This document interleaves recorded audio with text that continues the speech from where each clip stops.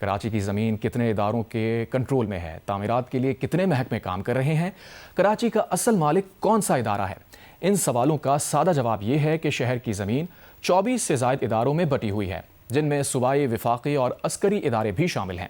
اس کے علاوہ شہر کا انتظام 30 سے زائد اداروں کے پاس ہے، اور ماہرین انتظام کی اسی بندرباٹ کو شہر کی بے انتظامی کی اصل وجہ قرار دیتے ہیں۔ ان کا کہنا ہے کہ جب تک شہر کو کسی ایک اتھارٹی کے ماتحت نہیں کیا جاتا، مسائل حل نہیں ہوں گے۔ اس بارے میں دیکھتے ہیں سلیمان سعادت خان کی رپورٹ۔ کراچی سب کا ہے، کراچی ملک کی معاشی شہرگ ہے۔ کراچی چلے گا تو ملک چلے گا، یہ وہ جملے ہیں جو کراچی کے موجودہ حالات میں ایک مذاق بن چکے ہیں۔ دنیا کی دیگر پورٹ سٹیز کے برخلاف کراچی کا انتظام کسی ایک اتھارٹی کے بجائے 30 سے زائد اداروں میں بٹا ہوا ہے۔ نتیجہ یہ کہ شہر خوش انتظامی کا نمونہ بننے کے بجائے طاقت، اقتدار اور اختیار کا گرد آلود اکھاڑا بنا ہوا ہے۔ سارے ادارے ماتحت میئر کے ہو جائے نا تو وہ ایک کنٹروورشل ایشو ہو جاتا ہے، بیکاز یہاں پہ کوئی شخص اپنی ٹیریٹری سے پیچھے نہیں ہٹنا چاہتا ہے۔ تو اس لیے میں ہمیشہ میرا پوائنٹ آف ویو اس حوالے سے یہ ہوتا ہے کہ ہر ادارہ اپنے اپنے ڈومین میں کام کرتا رہے، لیکن ایک کپتان بنا دیا جائے جو کہ تمام پروسیس کو اسپیئر ہیڈ کر سکے۔ ایک کپتان ہوگا تو یونیفارمٹی آ پائے گی، ایک کوہرنس ہوگی فیصلہ سازی کے اندر بھی، اور جو ڈے ٹو ڈے افیئرز ہے اس کے اندر جو فائر فائٹنگ آپ کو کرنی پڑتی ہے آپ زیادہ بہتر طریقے سے کر پائیں۔ کراچی کا کل رقبہ 3530 مربع کلومیٹر سے زائد ہے، جس میں حیرت انگیز طور پر 90% زمین سرکاری اداروں کے پاس اور صرف 4% نجی ملکیت میں ہے۔ سب سے زیادہ 31% زمین کراچی میٹروپولیٹن کارپوریشن کے پاس ہے۔ اس کے بعد سندھ حکومت کے پاس تقریباً 18%، جبکہ کیرتھر نیشنل پارک اکیلا 22% رقبہ گھیرے بیٹھا ہے۔ ڈی ایچ اے اور کینٹونمنٹ ایریاز کا جائزہ لیں تو وہ مجموعی طور پر تقریباً 59,000 ایکڑ پر پھیلے ہوئے ہیں۔ یہ کراچی کے کل رقبے کا تقریباً 6.8% بنتا ہے۔ یہی وہ علاقے ہیں جن میں ساحلی پٹی،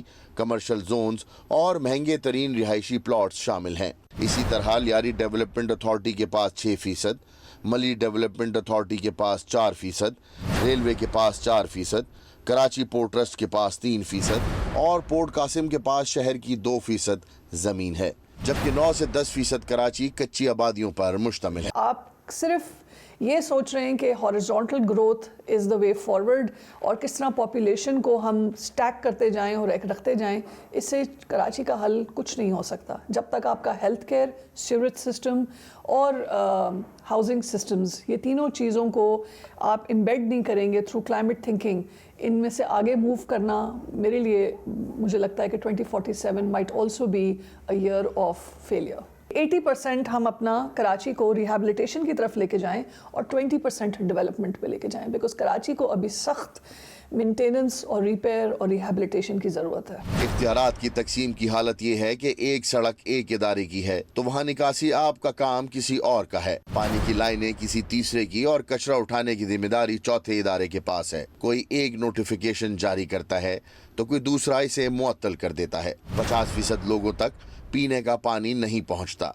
شہر کا 90% گندا پانی آج بھی بغیر ٹریٹمنٹ کے سمندر میں جا رہا ہے۔ غرض منصوبہ بندی کا نام و نشان نظر نہیں آتا۔ ایک سڑک بنتے ہی یا تو خود ٹوٹ جاتی ہے یا پھر کوئی اور ادارہ اپنا انفراسٹرکچر ٹھیک کرنے کے لیے اسے توڑ دیتا ہے۔ جن شاہراہوں کو چوڑا کیا جانا چاہیے انہیں فلائی اوور بنا کر چھوٹا کر دیا جاتا ہے۔ غیر قانونی تعمیرات کی بھرمار نے شہر کا حلیہ بگاڑ کر رکھ دیا ہے، مگر سوال یہ ہے کہ سوال کس سے پوچھا جائے۔